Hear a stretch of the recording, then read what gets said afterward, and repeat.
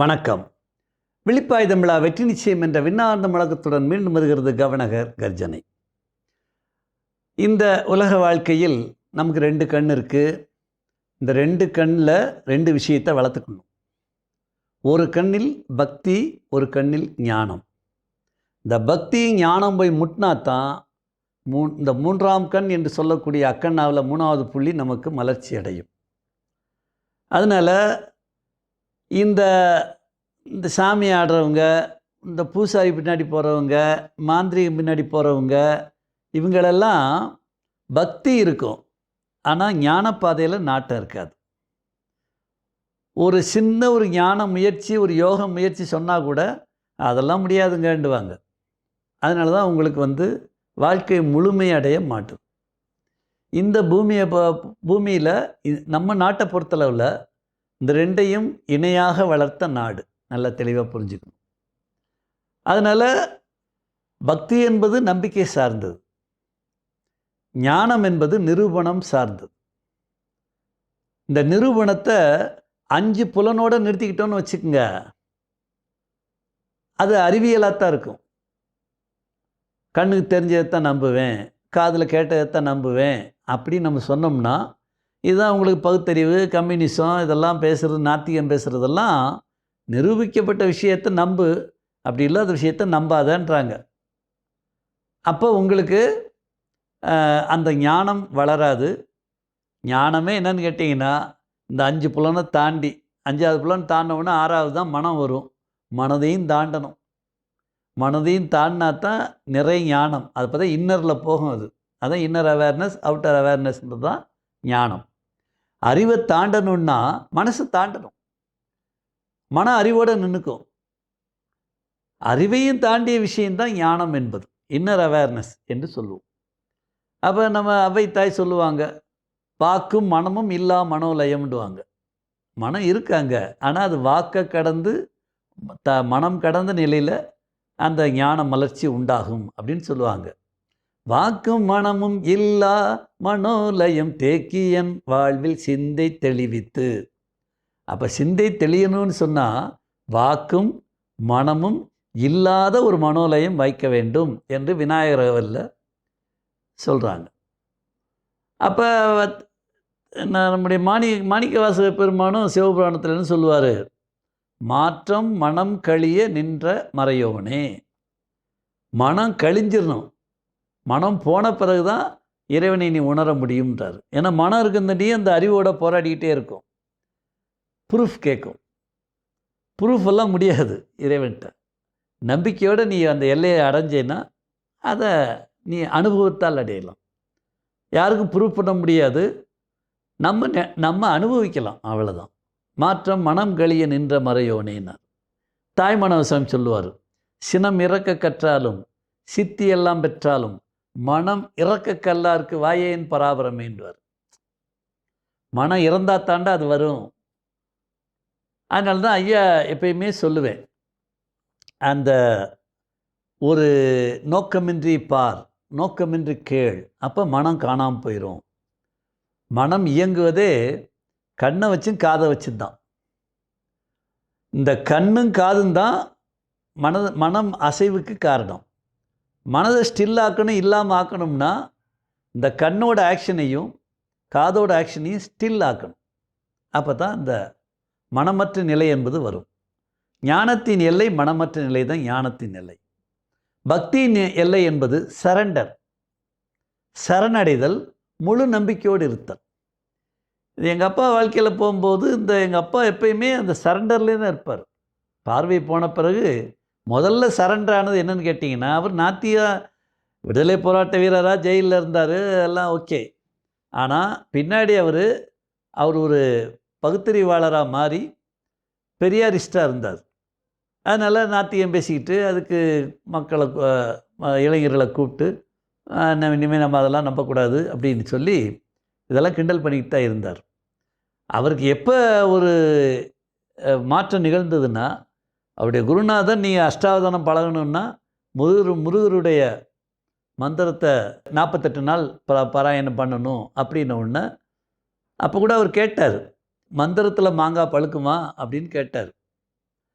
அப்போ தான் கவிராயர் சொன்னார், ராமையா மைத்த கட்டி மலை இழு, வந்தா மலை போனா மசுருன்னாரு. அப்புறம் தான் இவர் வந்து 48 நாள் செஞ்சு அவருக்கு ஒரு பயங்கரமான அனுபவம் ஏற்பட்டது. அப்புறம் தான் அவர் அந்த சேஞ்ச் ஆனார். அப்போ அவர் கண்டுபிடிச்சார், இந்த பக்தி என்பது சரணடைதல். நம்பிக்கையோடு சரணடைஞ்சோம்னா அது நடக்குதுன்றத முதல்ல ஒரு கவர்னர் ஆகும்போது தான் கண்டுபிடிச்சார். அதிலிருந்து அந்த நுட்பம் வந்த உடனே தெளிவை இறுக்கி பிடிச்சிட்டார். யானை தொடர்ந்து சிக்கனை பிடிச்சேன். எந்த வடிவத்தில், அது இஸ்லாமிய வடிவத்தில் இருந்தாலும் சரி, கிறிஸ்தவ வடிவத்தில் இருந்தாலும் சரி, அது சிவ வடிவத்தில் இருந்தாலும், முருகர் வடிவத்தில் இருந்தாலும், எந்த வடிவத்தில் இறைவனை நினைத்தாலும் அதை இறுக்கி பிடிச்சிக்குவார். அதனால் என்னென்னா மிராக்கிள் நடக்கும். நாங்கள் சும்மா துணைக்கு பார்வையில்லைன்னு போனவங்க தான். ஆனால் அவருடைய நம்பிக்கையினாலும் அந்த பக்தியினாலும் அதிசயங்கள் நிகழ்வதை, மிராக்கள் நிகழ்வதை பல முறை நான் அவங்க கூட போகும்போது பார்த்துருக்கேன்.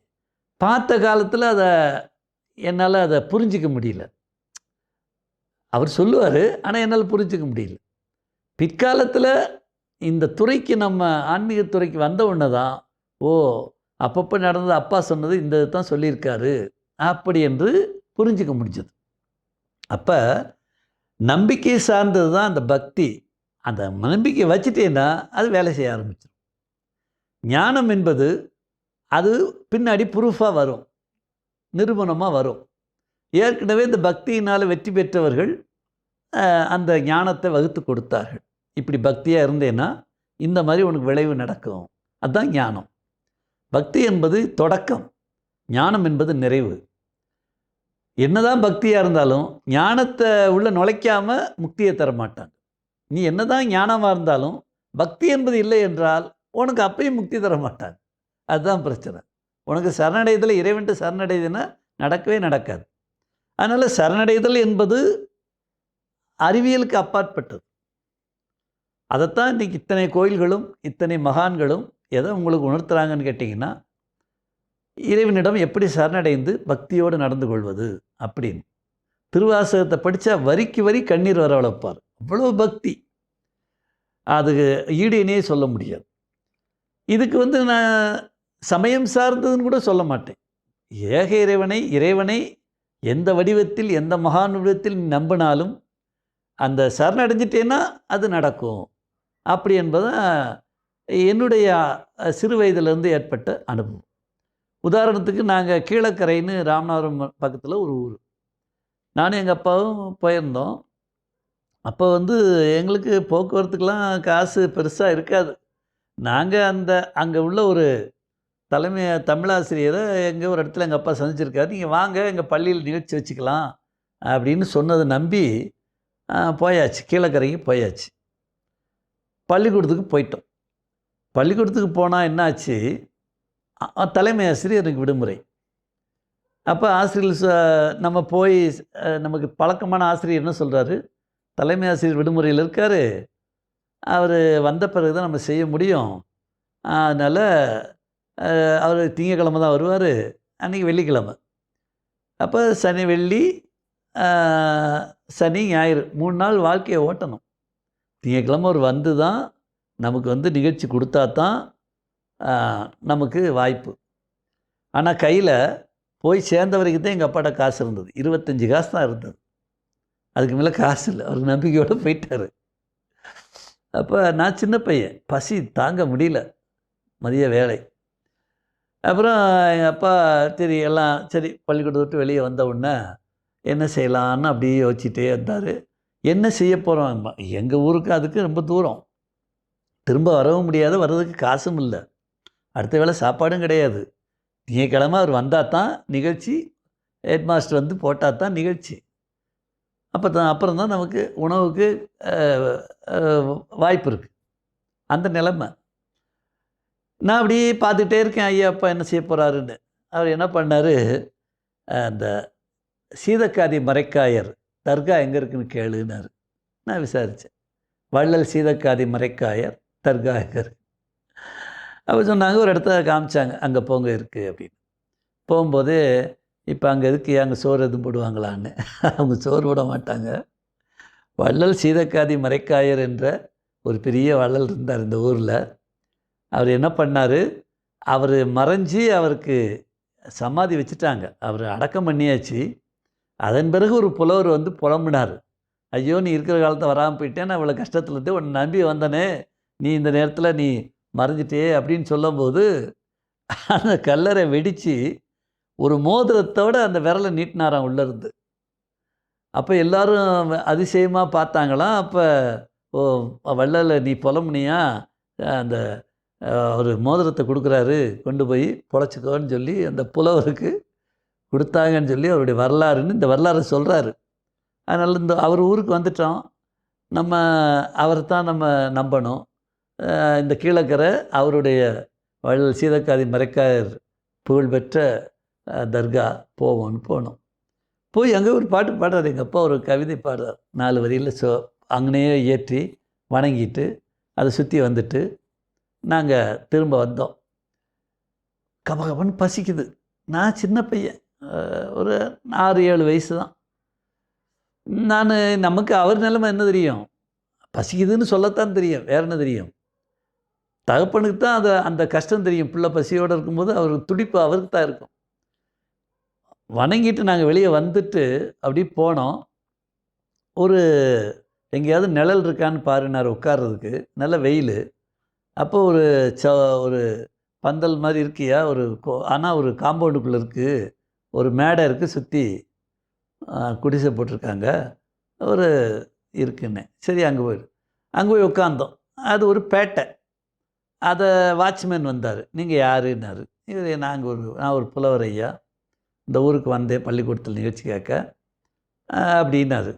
அப்படியா, இப்போ ஒரு மீட்டிங் நடக்க போகுது, இங்கே உரமுறை கூட்டம் நடக்குது, அதனால் இங்கே உட்காருது. வேற ஒன்றும் இல்லை, நான் வேறங்க எனக்கு இடம் தெரியாது, அதனால். சரி, நீங்கள் பார்வை இல்லாமல் இருக்கீங்க, சரி உட்காருங்க அப்படின்னு உட்கார வச்சிட்டார். ஒரு மூலையில் ஒரு தூணை சாத்தி உட்காராச்சு. கொஞ்ச நேரத்தில் உரமுறை கூட்டம் எல்லாம் வருது, மக்கள் வராங்க. வந்து உரமுறை தலைவர் ஒரு பிரச்சனை சம்மந்தமாக பேசுகிறாங்க. அப்போ பேசிகிட்டு இருக்கும்போது ஒரு முக்கியமான பிரச்சனைக்கு ஆளாளுக்கு ஒரு கருத்து சொல்கிறாங்க.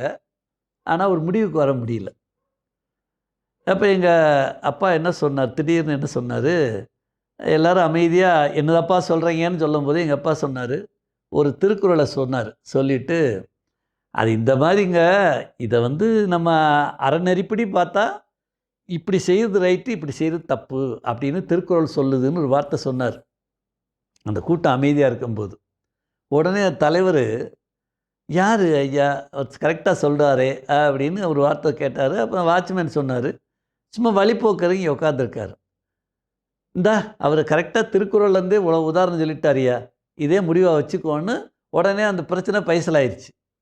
ஆகி முடித்தவுடனே அந்த தலைவர் என்ன பண்ணார், எங்கேருந்து வாரீங்க என்னென்னு விசாரித்தார். இப்படி வந்தாங்க, இப்படி நிகழ்ச்சி இல்லை, திங்கக்கிழமை தான் ஆகும், அதனால் நாங்கள் தர்காவில் போய் வணங்கிட்டு இப்போ தான் நான் வந்து உட்காந்துருக்கேன்னு. உடனே அவர் சாப்பிட்டீங்களான்னு கேட்டார். இல்லை நான் இப்போ தான் வந்து உட்காந்தேன்னார். அப்பா, முதல்ல அந்த கடையில் போய் அந்த புலவருக்கு உணவு போடுங்க, அப்புறம் இவரை கூட்டு போய் இன்றைக்கி மாலையில் நம்முடைய சங்க உறுப்பினர்லாம் கூப்பிடுங்க, ஏதோ அஷ்டாவதானம்னு பண்ணுவாராம், நம்ம அதை செஞ்சு வச்சு பார்ப்போம் அப்படின்னு சொல்லிவிட்டு அன்றைக்கி மாலையிலே அங்கே வந்து அவர் எங்களை அப்பாவை கூப்பிட்டு போய் அந்த சமூகத்தை சேர்ந்தவங்களாம் உட்காந்து அது நல்லா ரசித்து கவனம் கேட்டாங்க. கேட்டு முடித்த உடனே, நீங்கள் திங்கக்கிழமை வரைக்கும் நீ ஒன்றும் கவலைப்பட வேண்டாம், நாங்கள் பேட்டையிலே ஒரு ரூம் இருக்குது தாரோம், நீங்கள் தங்கிக்கிங்க, வேலைக்கு நல்லா நாங்களே உணவு போடுறோம், சாப்பிடுங்க, திங்கக்கிழமை நிகழ்ச்சி நடத்திங்கன்னு உடனே அந்த தீர்வு. அப்போ தான் எங்கள் அப்பா சொன்னார், பாரு வள்ளல் சீதக்காதி மரைக்காயர், அவர் வணங்கிட்டு வெளியே வந்த உடனே உனக்கு சோறும் போட்டு திங்கக்கிழமை வரைக்கும் நல்லா சந்தோஷமாக இருக்கிறதுக்கு வேண்டிய ஏற்பாடெல்லாம் பண்ணிட்டார் பாரு. அதான் நம்பிக்கை, பக்தி. அதான் இந்த பக்தி என்பது முழுமையான பக்தி. சரணடையும் பக்தி இருந்துருச்சுன்னா அந்த நெட்வொர்க் அழகாக வேலை செய்யும். அதை ப்ரூவ் பண்ண முடியாது. இப்போ உடனே போய் நாளைக்கே கீழக்கரையில் போய் சீதக்காதி மரைக்காயரை வணங்கிட்டு வெளியில் எங்கடா பந்தல் கிடைக்குது, எங்கே சோறு போடுங்கன்னு நீங்கள் அதை நிரூபிக்க முடியாது. அது எந்நேரம் எப்படி நடக்கும்னு தெரியாது, உங்கள் நம்பிக்கையில் தான் அது நடக்கும். அதனால் பக்தி ஒரு கண்ணாக வைத்து கொள்ளுங்கள், திருமறை ஞானத்தை ஒரு கண்ணாக வைத்து கொள்ளுங்கள், இந்த பக்தி உள்ளவர்கள் தன் அனுபவத்தை கொடுத்தது தான் அந்த திருமறைகள். திருமறைகள் எங்கேருந்து வந்துச்சு? பக்தியிலேருந்து தான் வந்துச்சு. அதனால் நம்மளும் பக்தியோடு இருந்தால் நம் வழியாகவும் திருமறைகள் வெளியாகும். அதை உணர்ந்து ஒரு கண் பக்தியாகவும் ஒரு கண் ஞானமாகவும் இருந்து நாம் வெற்றி பெறுவோம். மீண்டும் நாளை சந்திப்போம். நன்றி, வணக்கம்.